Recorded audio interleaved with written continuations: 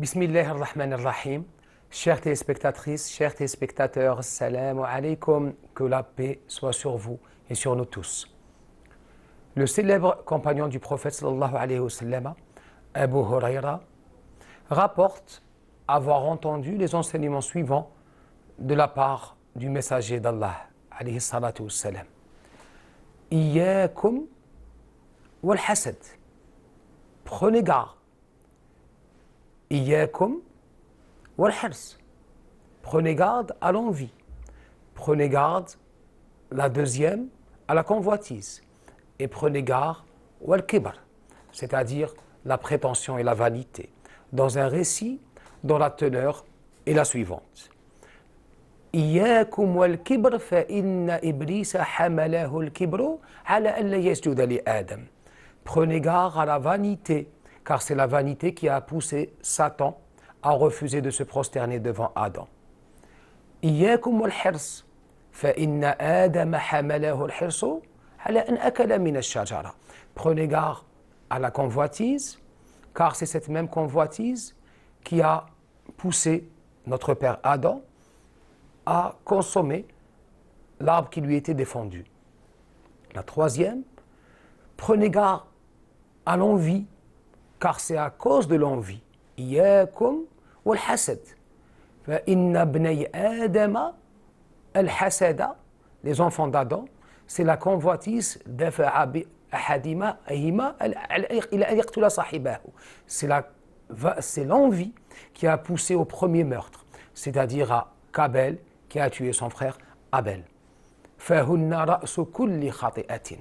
Ces trois calamités, la vanité, la convoitise et l'envie, hunna aslu kulli khati'atin.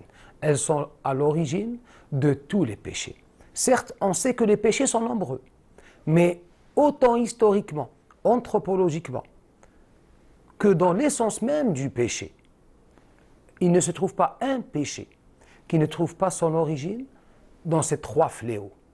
Le premier est celui de la vanité, c'est-à-dire se voir, se considérer, ressentir qu'on est supérieur aux autres, qu'on est supérieur à autrui.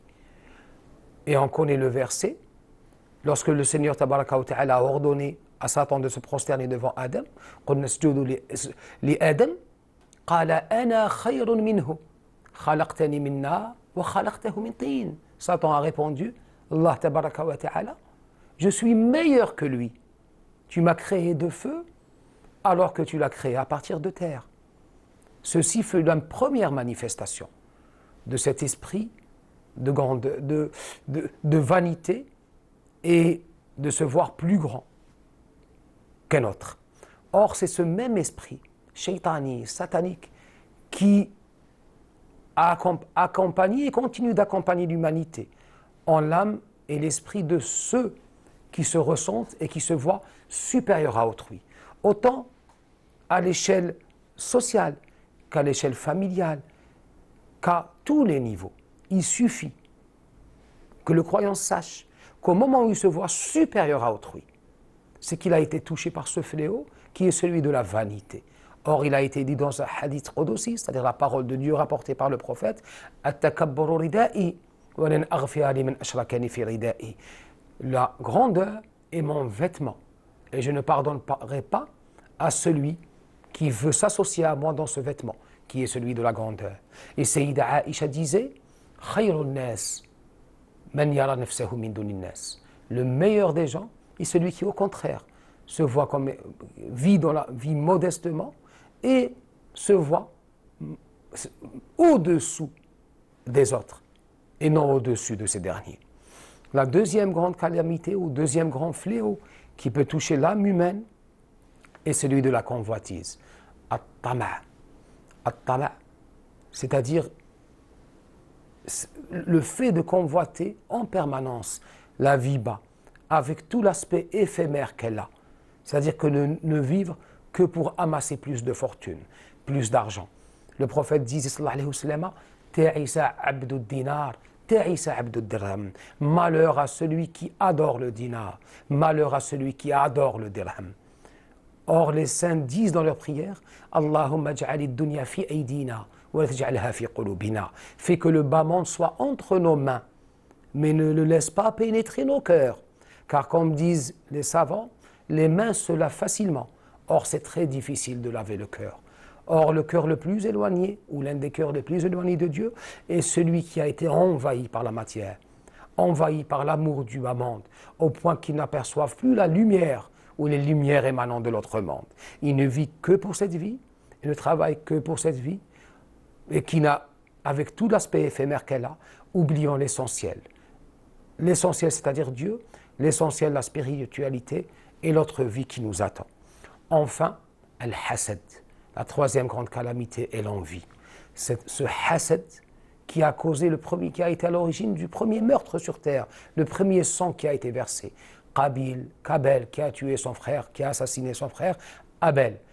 En raison, au sens Abel, les deux avaient présenté à Dieu une offrande, celle de Abel qui émanait d'un cœur pur, mukhlis, dirigé vers Dieu, a été agréée. Alors celle qui émanait de Kabel n'a pas été acceptée. Dieu dit, Dieu agrée les offrandes de ceux qui se présentent vers lui avec un cœur rabaissé, un cœur purifié. Cette envie, ajoutée à la jalousie par rapport à la femme qu'allait épouser Abel, a poussé Kabel à assassiner son frère. Jusqu'à aujourd'hui, c'est cette même envie qui accompagne malheureusement beaucoup de cœurs et qui cause toutes les calamités et tous les fléaux sociaux qui nous entourent, meurtre, atteinte à l'honneur, agression. Or, cette vanité, il a été dit, cette envie, ce hasad, al-hasad, même pour ceux qui ont de bonnes actions, qui prient, qui se rendent à la mosquée,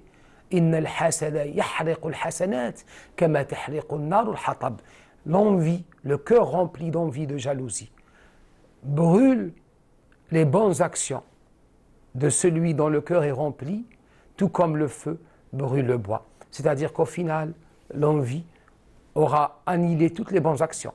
À partir de là, le prophète nous recommande de faire un travail sur soi. De travailler sur soi, ce qu'on appelle la basira, d'essayer de contrecarrer ces vices, que Allah tabaraka wa ta'ala nous guide vers lui et nous inspire la force et la sagesse de mettre en pratique les commandements de notre prophète sallallahu alayhi wa sallam. Wassalamu alaykum.